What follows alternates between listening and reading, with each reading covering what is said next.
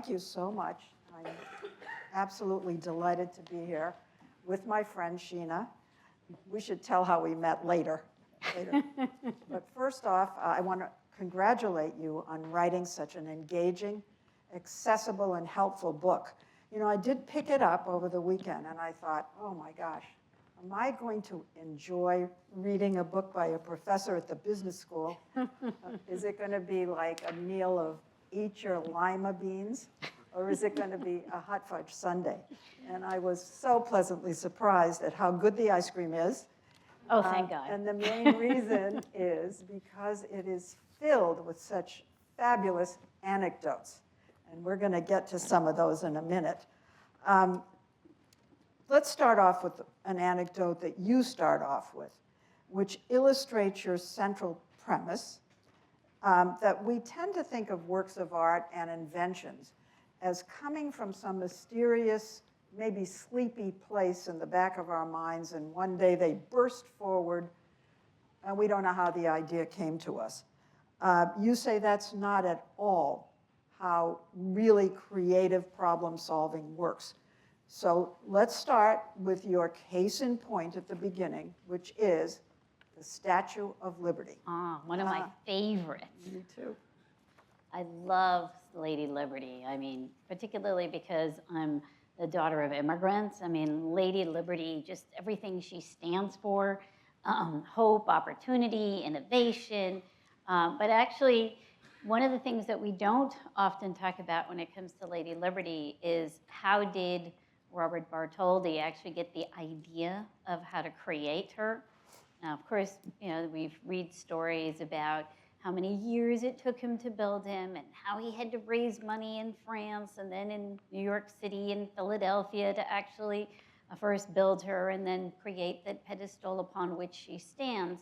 But we take it for granted that he just had the idea. It just came to him as magic in his head.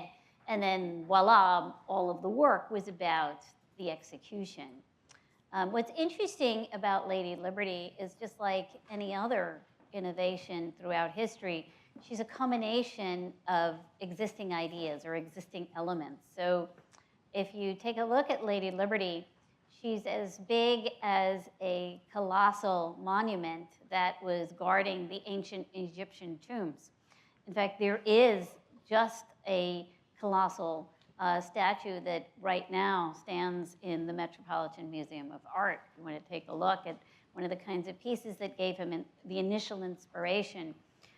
She is standing in the pose of a very famous painting at that time, La Vérité, Lady of Truth. And then if you look at her crown, it's very much that which could have been found on the 5-franc coin at the time. It comes from the Romans, Libertas. And there's often been poems written about the sort of mysterious face and expression on the face of Lady Liberty. And it is a very close resemblance to his mother. So if you put all those pieces together, you have Lady Liberty. In other words, he went for a little bit from here and a little bit from there. You go on to talk about Picasso, who you say more or less stole ideas from Matisse, who more or less stole ideas from Cézanne, and kind of mixed them up and put his own little stamp on it. You talk about how these sort of gatherings of ideas as being thought of as stealing. Or strategic copying is my word. I know, but just because stealing, you know, has a little bit of a legal thing associated. Well, that's what I want to ask you about, because we've just had this trial of Ed Sheeran. Oh, Ed Sheeran, yes. Did he steal music from Marvin Gaye? So what is the difference between what you're talking about with these innovators and the idea that they are doing something unethical? Well, did you listen to the two songs, right? Thinking Out Loud and Let's Get On? No. No? I mean, I actually listened to it because I was trying to, you know, listen to see if I could hear if they were that similar. And I guess there is, the underlying chords are the same, and I suppose music experts would understand that better than me. but at least for my novice ear, they do sound different enough. One thing that's interesting to note is that there are about 60,000 odd songs that come out every month, or sorry, every day, and millions of songs that come out every year on Spotify. If you think about music, you generally speaking have about 12 chords that they're sort of playing around with. So obviously, musicians are combining and recombining. They're no different than any of the rest of us. Now, where you draw the line between imitation slash stealing versus creative combination, I suppose the lawyers like to fight over that. But from my perspective, I was convinced that it was an exercise in creative combination. Combination. Yeah, it was just, because at least when you listen to it, the songs sound pretty different to me. Personally, I like the one by Ed Sheeran better. But the examples you put in your book, Yeah. you identify the various elements. They are obvious, the little takings from here and there. You know, Which he sort of did too in his trial, right? He played on the guitar which chords he used versus which chords were used by Townsend back in the day, and showed how they were different too.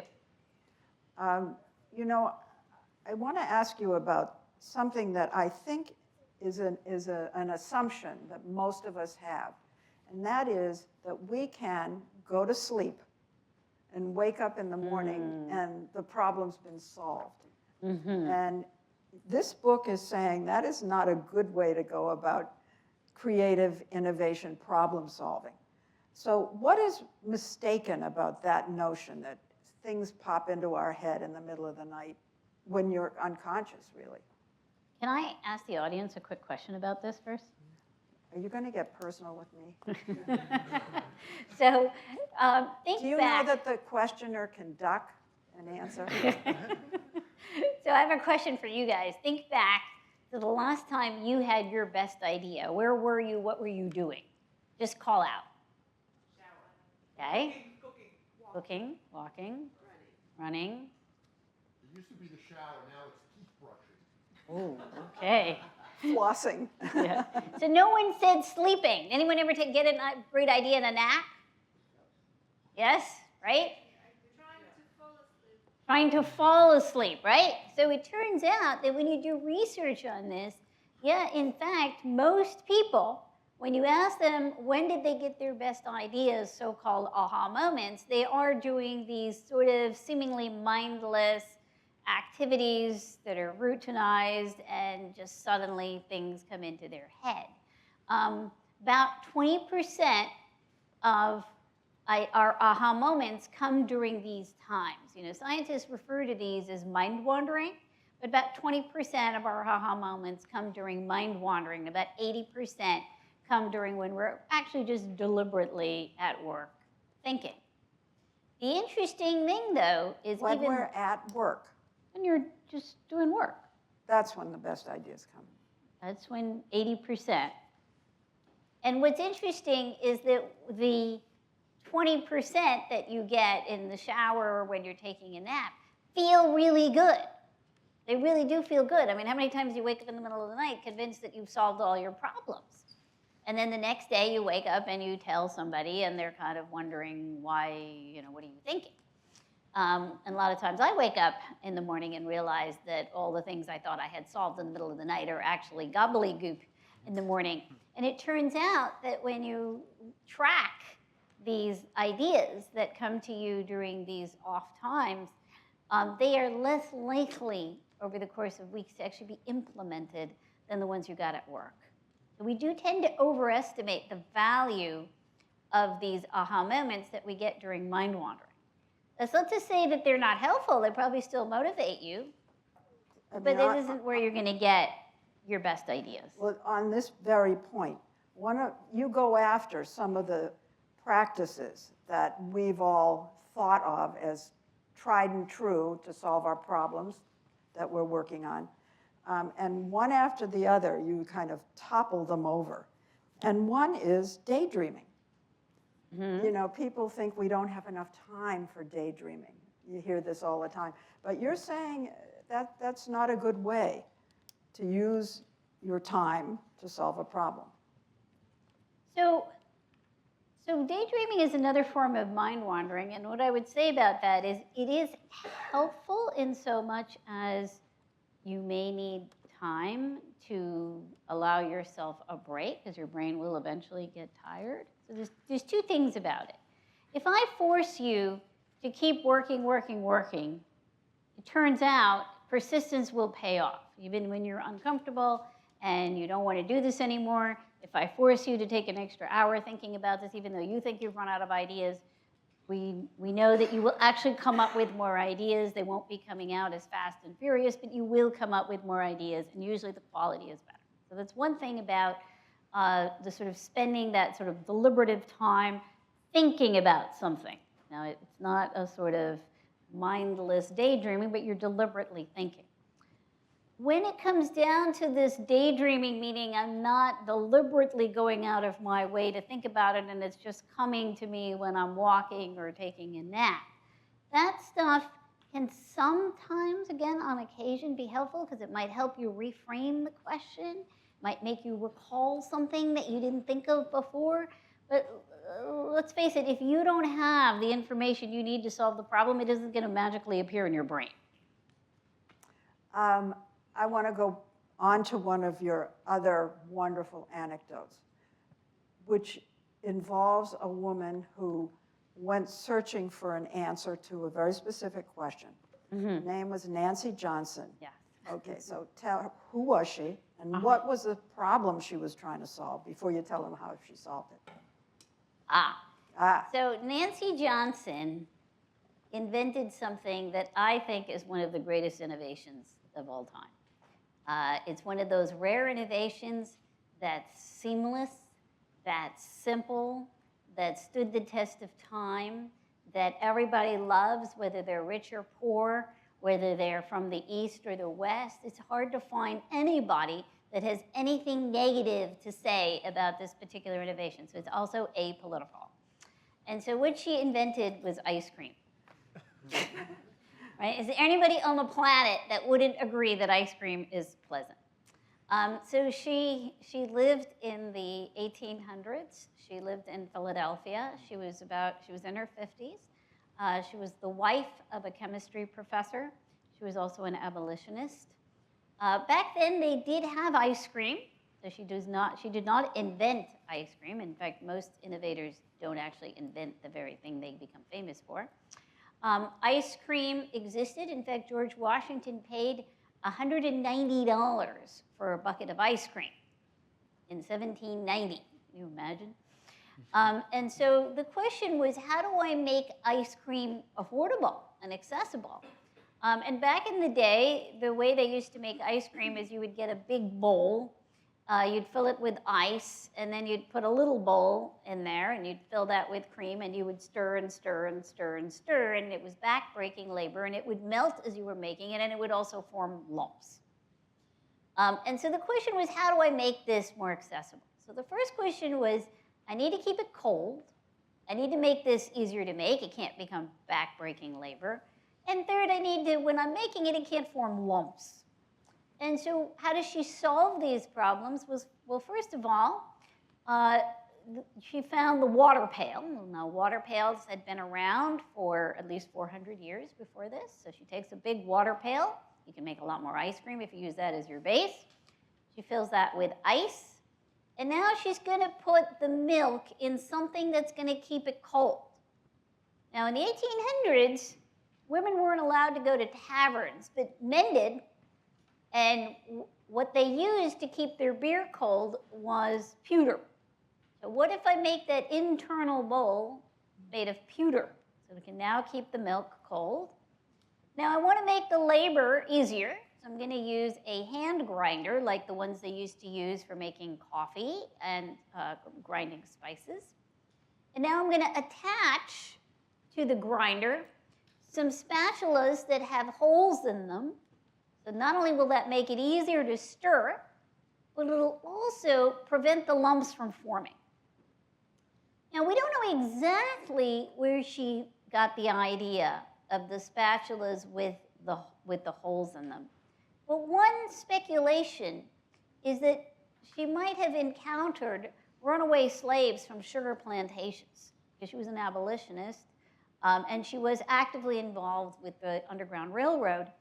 And when people came from the sugar plantations, they would often make molasses that was hot liquid, which they would use spatulas that had holes in it because that prevented the formation of crystals.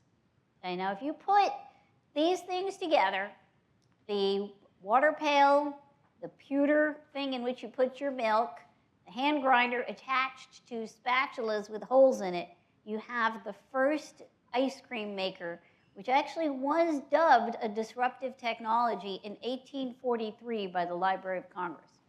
So that's not actually a new term, disruptive technology.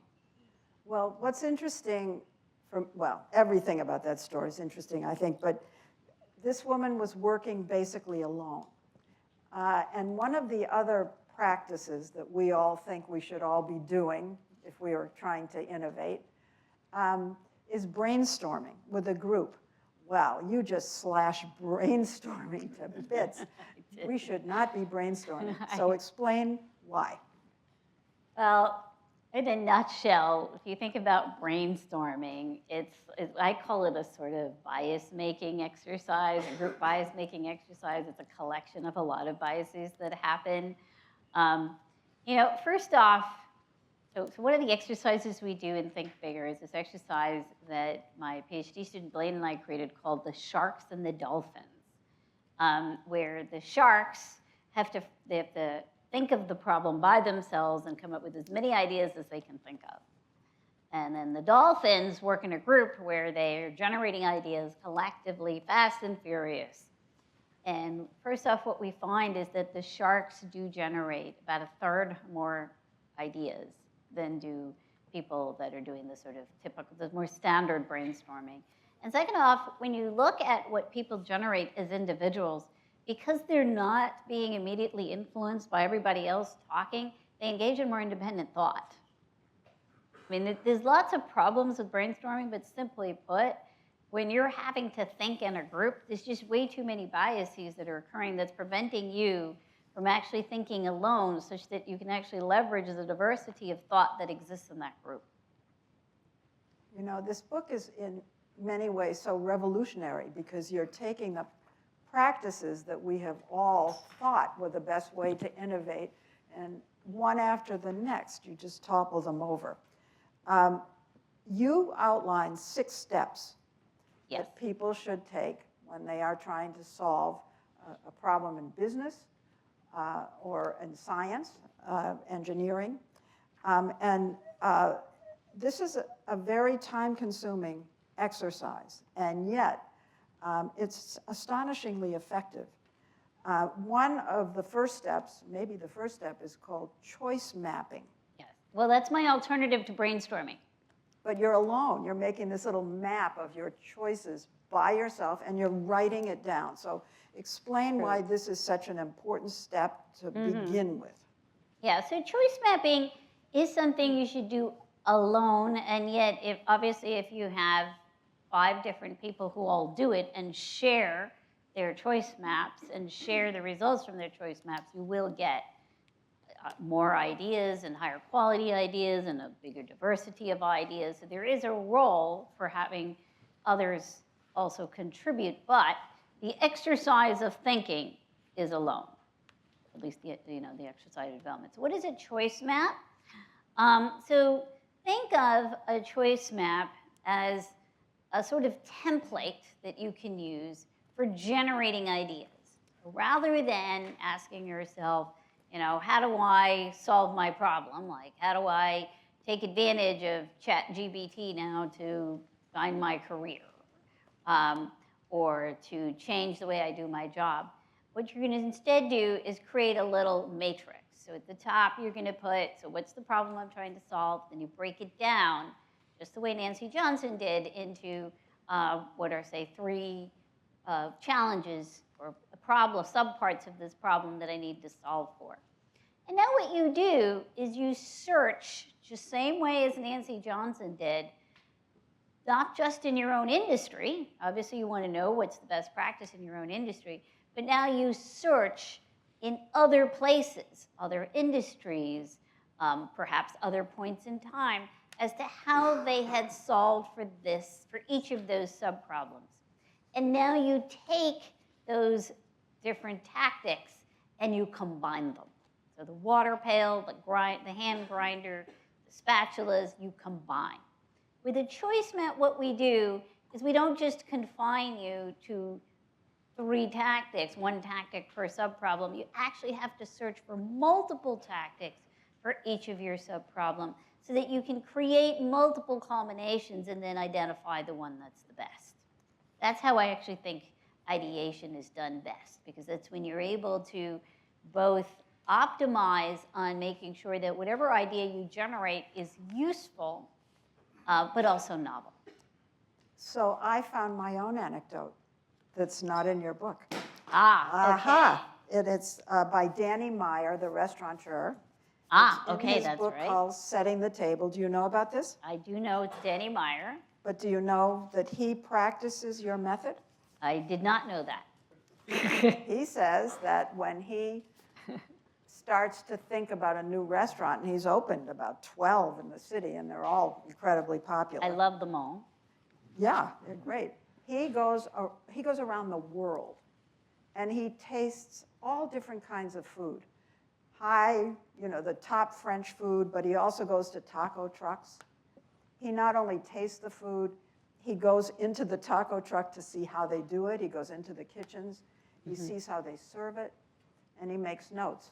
And he comes back, and for example, with Shake Shack, he went to diners all around the country, north, south, east, west, and just gathered all the best practices he could see and combined them, just what you're saying. And he wrote something here I just want to read. Creating restaurants and even recipes is like composing music. There are only so many notes in the scale from which all melodies and harmonies are created. The trick is to put those notes together in a way not heard before. You could have written that sentence. That's your book right there. That's right. Yes. This Well, it's where the whole is more than the mere sum of the parts. Well, and it's your notion, as I read the book, is that you can take ideas from someone else, but it's several ideas, but it's how you combine them, how you put them together that will create the new direction. Is that right? That's what And not all combinations are equal. Yeah, you have to come up with the best. One of the things I marveled at as I read your book was how visual the prose is.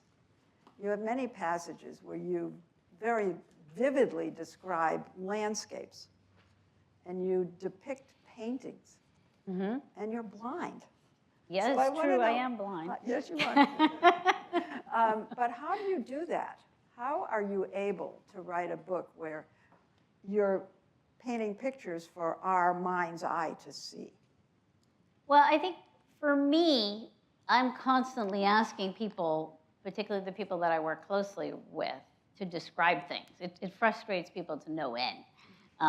Anyone who hangs around me gets very frustrated because I'm constantly asking them to describe things to me.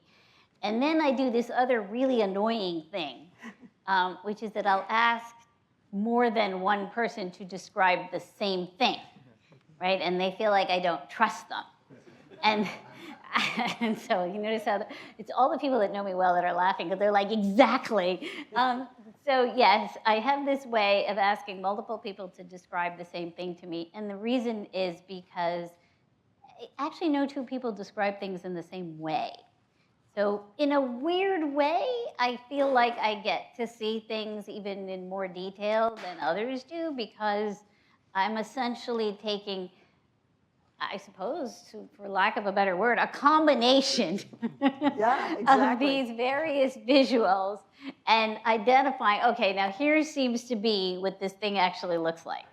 Now that doesn't mean I actually truly know what it feels like to look at it. So that's the difference between me and others. I do not have the feeling. The emotional. Yeah, Could you ever see? a little bit when I was young. But I don't know how much I remember of what I see versus I imagine what I saw. I need to ask you a little bit about yourself. Okay, I will sure. tell you quickly how we met. I was having dinner at an outdoor restaurant, and Sheena recognized It was at the Asset. no one knows what that is. These are She all Upper West recognized my Siders. voice on the street, in a noisy street, and came over and introduced herself, even though her boyfriend was telling her not to do that. She did it, and we became friends almost instantly, so that's how we met. It is indeed, yes. He kept saying, no, you can't bother her. I was like, why not? We're leaving the restaurant. We could just say hi. And you did. I said, how did you find me? She said, your voice. So we know that you have very acute hearing.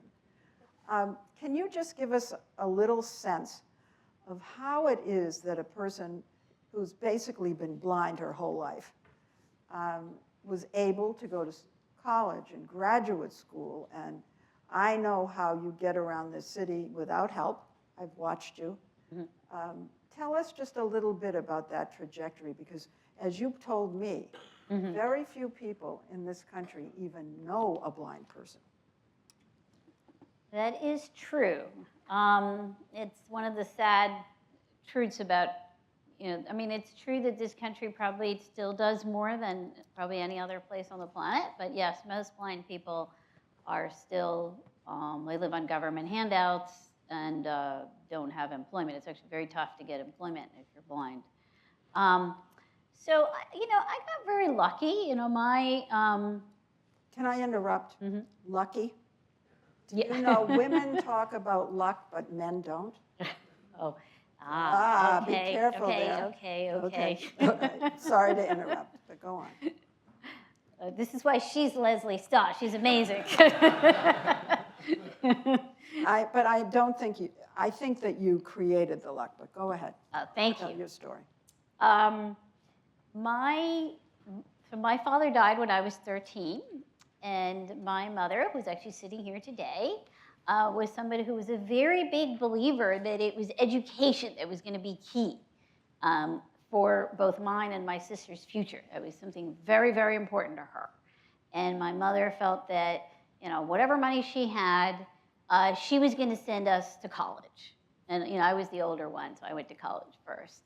And that was a real priority for her. And so whatever college I could get into, my mom was going to send me. When I first arrived, was when I was growing up in New York City in Flushing, Queens. Most kids back then, at least in this city, would go to, schools for the blind. My mom was very concerned that the school for blind didn't have good education. So my mom sort of begged the school to let me go to school, but that she would teach me at home. So up until I was about 10 or 11, my mom taught me at home. But you did go to school during the day? Yeah, but I didn't really, I just went to be there. Right? Because the classes were big. They had about 40 students, and the teachers really didn't have the time or the energy to give attention. And so I would learn at home. And then I went to, we moved to New Jersey, and I was going into 5th and 6th grade. And we sort of moved in the middle of my 5th grade. And at that point, I started to go to normal schools because they wanted blind kids to assimilate. And so I was going to school. And that's actually when I learned Braille. And that's when I learned how to type. I think my first IQ test, they thought I actually had a learning disability because my mom did really, she had studied in India, so she did good at teaching me math, but I didn't really know how to write very well. And so, I would say that my education was mixed. When I was in high school, they didn't think blind people could study science, so I wasn't allowed to take biology, chemistry, or physics. And so for me, an education had a lot of value. So my mom said she would send me wherever I would get into college. And I remember when I was 16, I was a junior in high school, and the guidance counselor very directly said that there was no point in showing me a college manual because he assumed I would be on SSI and SSDI. And if I really wanted to go to college, I'd go to Bergen Community. And I got very upset, and I was crying. And luckily, there was this woman. She was one of these special ed teachers for disabled kids by the name of Mrs. Kirpus. And she, felt bad and opened up this book of this college manual. I mean, it was the first page that she opened up, and it happened to come to Wharton. I'd never heard of Wharton. I didn't know what it was. She said, "This is an amazing business school." My mom, she was an immigrant. She didn't know about these colleges. And I went home and I said to my mom, "Mom, I'm going to apply to Wharton." And she goes, "Okay, whatever you want to do." And so I applied to Wharton, and I remember Mom even took me over there so that I could do an interview, and in the hopes that I would get in, and so I got in there, early decision, and that I would say was the start of my education. And did you go alone? Did you? Yeah, I went alone. My mom, I was very lucky. My mom gave me a lot of freedom. In a time when now as somebody who's raising a teenager, I realized my mom actually gave me more freedom than I ever gave her credit. Because when I was 15 or 16, I can't remember now, I really had lost so much vision that I couldn't really walk anymore without bumping into things. And I didn't like the idea at the time of a stick. And so I remember getting on the phone, I think it was just 2 or 3 days, and I called every single dog, seeing eye dog facility around the country, including ones in Alaska and Hawaii. And I was just looking for anybody who would take me. And this was I think it was March, and I wanted to go that summer. And, my mom had no idea. I didn't ask her permission. So you had to go to a training camp. To learn how to get a dog, yeah. Right. Okay. And so when my mom comes home one day, without warning, I just let her know I'm going to Ohio. And by the way, I'm going to Ohio for a month. Oh my God. To go get a dog. And by the way, your life is going to be changed because I'm going to bring this dog home. And you're going to help me take care of this dog. Where's Mom? Where's Mom?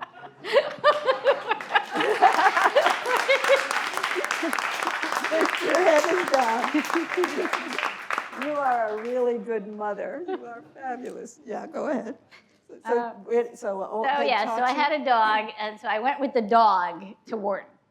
And so the dog was there with me for the first couple of years, and then I started to use the cane. You don't have a dog now? No, the dog was, that's a whole nother story. But the dog was phenomenal for certain things. It does teach you can't walk as fast as you can walk with a dog. It's amazing.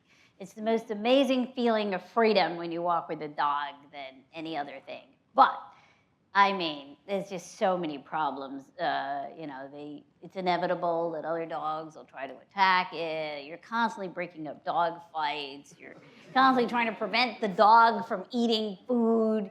No cat wants to take it. The number of headaches associated with the dog are just endless. So, did you face any discrimination that really hurt you? You mean when I was in college or in general? Well, I guess I mean in general, but when you were in college too, specific, because that would have been your first time away from home. Yeah, well, I would say that being blind has its challenges. Just at every stage became different. I remember when I was a kid, part of the reason why I didn't like going to school was because, when you're different, people treat you different. And so, going to school was a bit challenging. You'd go to a playground and everybody would leave.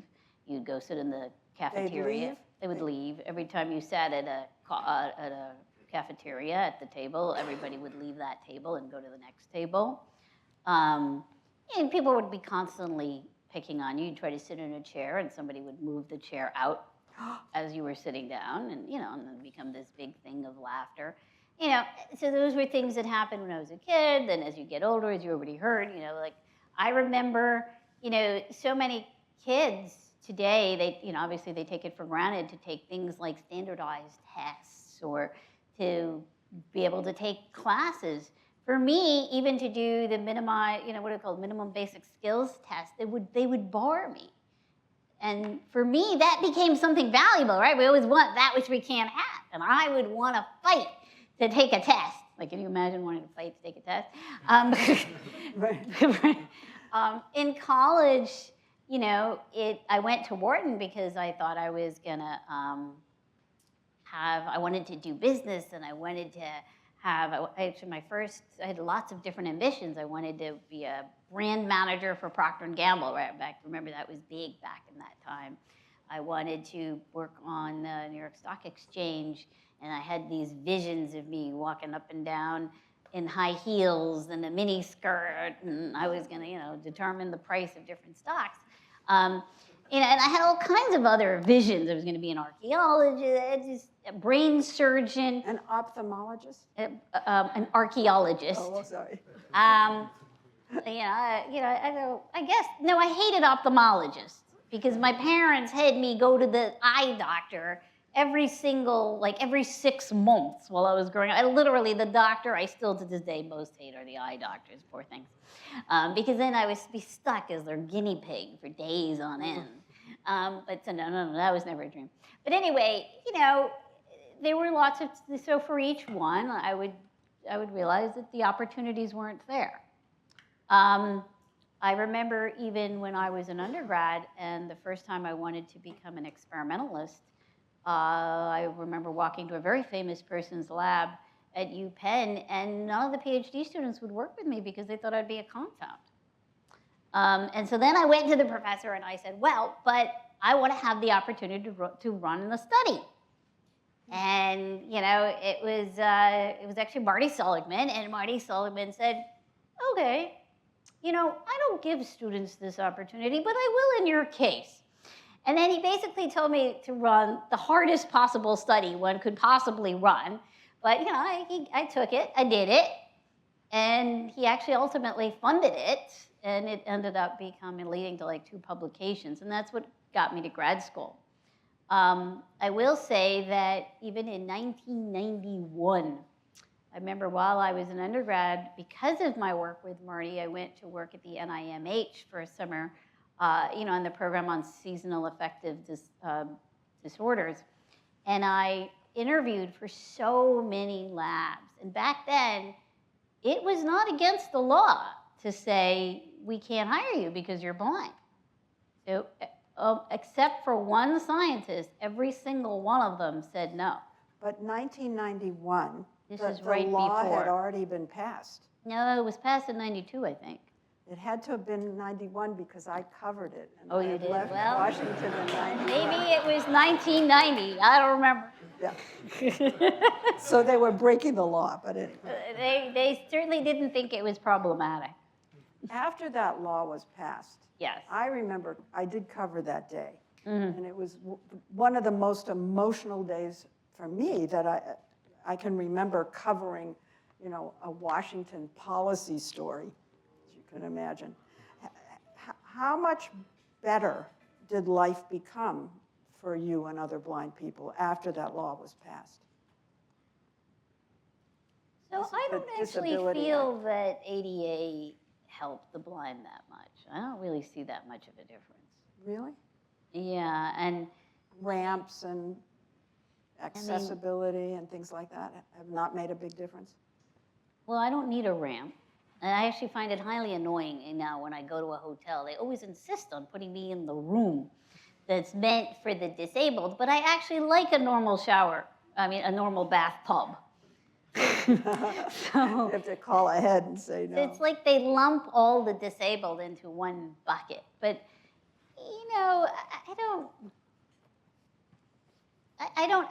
sure, people are more respectful, and that's good. And people are. Employers can't discriminate against you, or they're not supposed to. Sure, but I wouldn't say that there are many more accommodations. I mean, I got very fortunate because Columbia has given me all the accommodations that I need to do my work. But I never relied on ADA to do that. When I got hired here, I literally told the bystander, I'm only coming here if you put my accommodations in my contract, right? Because contracts are contracts. Well, give us one accommodation. What are you talking about? Well, I have an assistant. That helps. Yeah. I have a laptop which has voice synthesizer on it. That certainly helps. I guess the one way in which things have gotten better for the blind, and I don't know if it's a function of the ADA, technologies have improved. They're never as fast as what the sighted have, but they have improved. Right. Right? I feel as though you're so interesting that I've not concentrated on the book enough, and we're going to turn to the audience for questions. This book is really, really interesting, and you do, I think, make a very compelling case for having a method, a system, for coming up with innovative ideas. And before I do turn it over, as I said, the anecdotes are worth everything. I want you to tell one more anecdote before we take questions. Okay. And this is about a very beautiful actress in the 1940s. Okay. Her name is Hedy Lamarr. I don't know how many people in this audience remember Hedy. Did you meet her? Did you ever interview her? No, God, she's too old for me. Oh. I thought maybe you'd met her like in her old age. No, I never met her, but I love the story. So please tell the Hedy Lamarr story, then we'll ask for questions. So Hedy Lamarr was considered to be the most beautiful actress in 1938, as in the most beautiful in the world, and was the inspiration behind the character Snow White. She was a Jew. She lived in Austria. And her first husband, I don't know if he was Jewish or not, but he was involved in supplying ammunition to the Nazis. Now, and that's relevant to the story. So she runs away from Austria during when the Germans come in. And she lands up in LA, in Hollywood. Now, she is somebody who was beautiful, and everyone felt she should be an actress. That was the sort of, obvious choice for a woman in a woman's career, particularly for someone who looked like her. She herself really, really loved using her mind. And her own personal ambition was that she wanted to be known for her mind and the kinds of things her mind could produce. And her father had spent a lot of time teaching her science and math. So here she was becoming a famous actress, but on the side, she used to like inventing stuff. And one of the big problems that we had during World War II was the fact that our ships would get attacked by these German U-boats because they could disrupt our signals, our radio signals, with torpedoes. And so that was a problem she interestingly enough, solved. And so the way she solved it, and it's again another interesting creative combination. So first off, she probably knew a lot more than we know now, than we realize, about how the U-boats and the U-boats worked from the German side because of her knowledge from her first husband. But she also had access to the first remote control for the radio. And so she knew this concept of radio signals. She also was a pianist. And back in the day, there was the first played itself piano.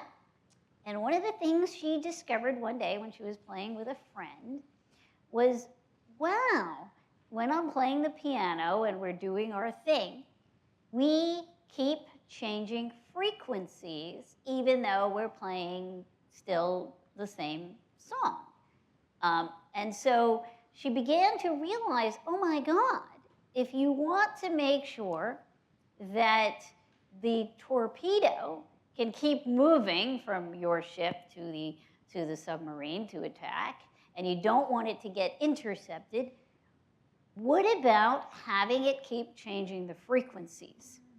And so just like there was a paper foil that in the piano would keep changing keys, she decided it could keep changing frequencies, and she created a very similar paper foil for the radio. It was patented in 1941. She did take it to the military. Unfortunately, they didn't think that a woman who wasn't in the military could come up with such a great idea.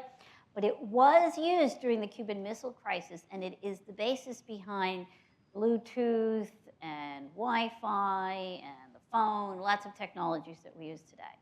She was ironically given an award for her great invention in 1997. And she'd finally been recognized for her mind, and she didn't show up because she was worried she didn't look good enough.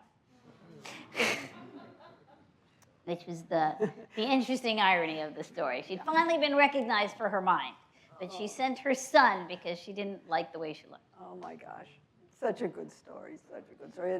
To know that that gorgeous woman, she also, by the way, invented a kind of bra that she's very well known for. I don't know if you came up And with the that. predecessor to Coca-Cola. Oh my God, she was brilliant. All right, questions? Right here. Just a question about Wharton. Did you know Russell Alcoff at Wharton? He was like one of the biggest systems thinker at the time. Okay. I was just wondering. Thank you very much. How do you think that the rapid development and increasing adoption of artificial intelligence will affect the innovation process, and how might your 6-step method be leveraged to use AI to make us more creative and more innovative? Okay. Leave it to Karen to ask a hard question, even harder than Leslie's. But a good one. Did you Yes. all hear the question? Yeah. Yeah, I do think that things like AI and machine learning and recent innovations around ChatGPT will actually make us more creative, not less creative. So I'm personally very optimistic.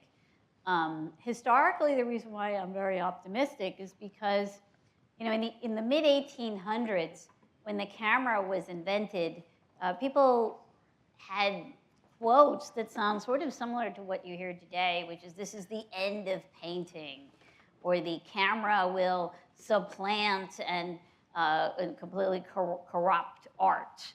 But obviously what happened instead was, what arose was that artists started to create new kinds of art that gave rise to Impressionism, Expressionism, Cubism, not to mention a new form of art that actually used the very technology of the camera called photography. And so I think the same thing is going to happen right now, and you're already beginning to see it. If you go to art gallery tours, you're beginning to see, and even the MoMA had a wonderful exhibit, you are seeing people use these tools to start creating art that's new, and it allows you to see creativity in new ways. In terms of my method, what is central to Think Bigger, and what is central to the choice map that is a key part of Think Bigger, is your ability to search. How did somebody else solve this problem? Whatever problem you have, the key ingredient that you need to help you with ideation is who else has successfully solved it. Having technology to help you do that search can only make us better. Another key thing that technology can do is when we talk about creative combination, as much as we will force ourselves, which we all will, to try to combine and recombine, and in as many ways as we can think of, what's great about technology is it doesn't get tired, and it's not biased by its favorite things that it wants to combine. So it can actually serve as an aid by which you can do many more combinations and potentially many more novel combinations. Good answer. Anybody? I love your thought that most inventions or most inventors don't get credit for, we're not the ones that actually did the inventing of that. I wonder with AI in the future, and I agree with you 100%, you know, having grown up at MTV in 1980, and none of us, well, everyone takes credit for MTV. But having said that, I wonder with AI down the road, what will the collateral damage be for people who do invent something and expect to get royalties and expect to get all the kinds of things, whether it's publishing or whether it's music or other things? How will that be sort of addressed going forward? I mean, so right now, Ed Sheeran won his case, and we're going to see what happens with the Andy Warhol case, right? Because he took the photo of Goldsmith, but he made it more, that Goldsmith did of Prince, and made it more colorful. And so the question is that really enough of a addition to make it his own thing? So I guess there's two ways to answer your question, Bob. On the one hand, we could say, I mean, maybe we should rethink the idea of patents. I mean, you're already seeing that most people that create apps don't necessarily make patents for it, and yet they still manage to get credit and make money off of it. And so maybe it is okay for all of us to be building on each other, and the way in which we get commercial success is simply by being the ones who capitalize on it in a way that was not as easy to replicate. Another way to think about it is that maybe we will treat AI much in the same way as we've treated, other technologies, where in other situations, like if I write a paper, and if I write a paper with, say, an RA, in some cases, depending on their contribution, we give them credit. In some cases, depending on their contribution, it's just considered to be a draft. And so it might be the same thing with AI. The ChatGPT gives me a draft, but if I create my own variation of it, it's mine. I did a story on ChatGPT and asked it to make a painting of a cat eating an ice cream cone. And it was glorious. It was frighteningly glorious. Unsigned, but I get the point of view. But every time we have one of these inventions that everybody knows is going to change the world, and this certainly will, everybody gets nervous and scared, and it will get rid of professions, but new ones will sprout up, and I'm sure of that, because they always have. Someone else? I think our standards will go up. You think? Yeah. Let's hope. Thank you. Sheena, hi, it's Dominic Corielli. Oh, hi. I've had the pleasure of mentoring your students for a number of years now, and those few hours we spend together are pretty gratifying and exciting when I get to meet the students. I'm wondering, from your perspective, what's the most gratifying aspect of the semester? Is it the beginning? Is it the end? Knowing that they're using the six-step process and seeing those ideas come to life? And one other aspect, which ideas you think are more inspiring than perhaps those that may not be so inspiring? I mean, my favorite day is always the last day, where I get to see what the ideas have turned into, because they start. I mean, I'm not, in the Think Bigger class, I'm not aiming to create these, the next sort of Apple or the next, IBM. I'm really just trying to teach them how to ideate. My hope is that someday, I'm expecting some of them to become the great innovators, but for most of them, I'm expecting them to have a toolkit that they can use to be corporate entrepreneurs, or to just help them in whatever daily life challenges that they have. So I'm really just giving them a toolkit. But that being said, what is really interesting about the class is they get to choose whatever problem they want. It's actually rare to have a situation where you can do that. So they choose a problem, and they often choose problems that you see in the news.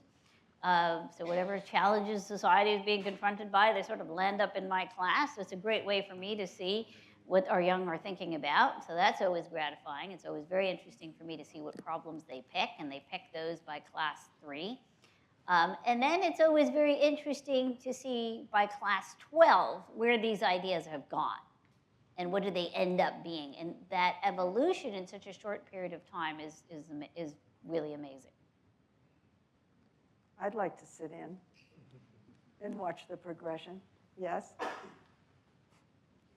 Hi, Sheena. I had the privilege of being an executive coach for one of your classes, and there was a best 3 months sort of on my life in terms of learning and just expanding my mind. So thank you for that opportunity.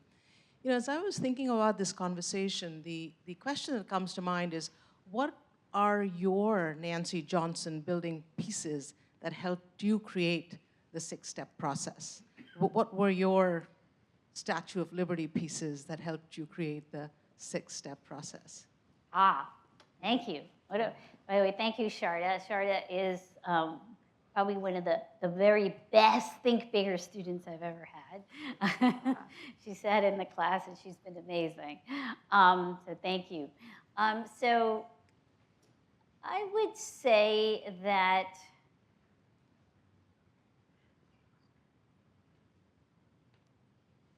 okay. When I was finishing undergrads, I guess I might as well just continue the story that you asked me earlier, right? Here I am at Wharton, and I've already told you I'm like trying to figure out what I'm going to do with the rest of my life, right? And I am doing a project with Marty Seligman where I'm studying religion. Now, my hypothesis was that religion and the more religious you are would only make you more depressed. That was my starting hypothesis. And by the way, I came from a fairly religious family, so it was sort of an act of rebellion too.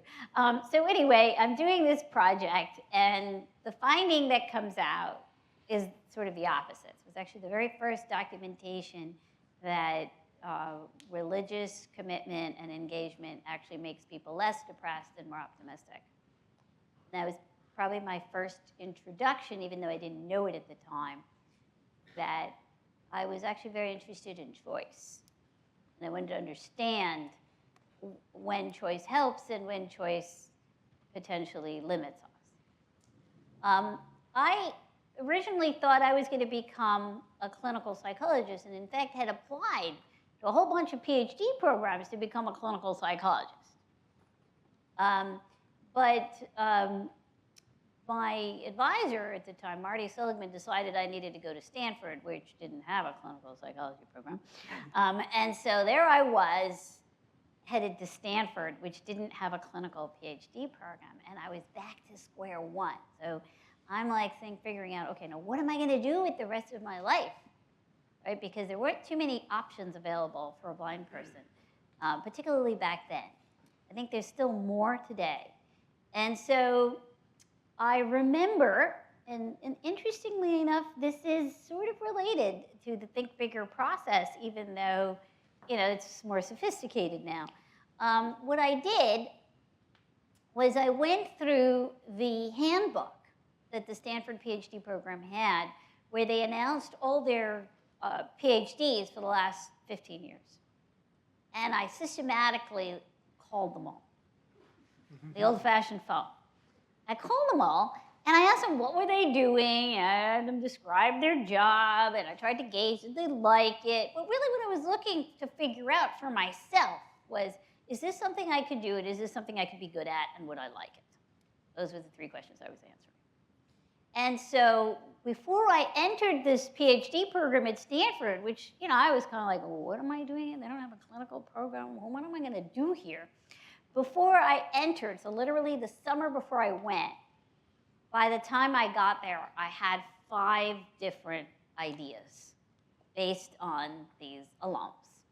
And so those are my, think of those are my pieces, right, that kind of go into my maybe precursor to the choice map. Now I had to figure out what I was going to do with those pieces.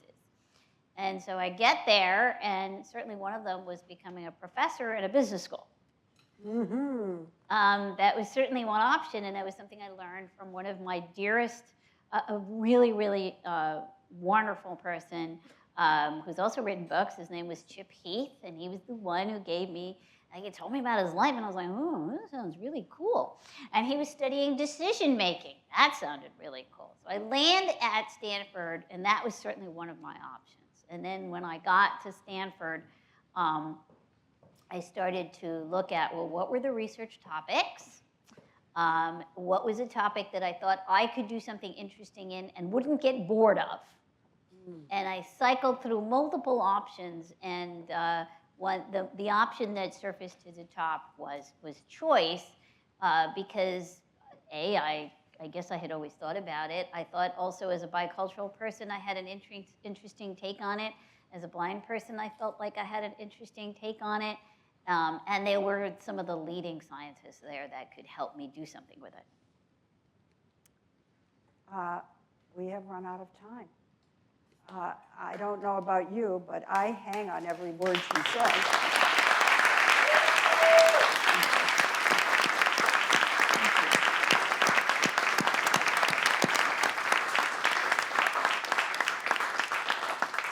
So thank you, Sheena, for I want to this. thank you, Lesley, for doing this. Thank you so much.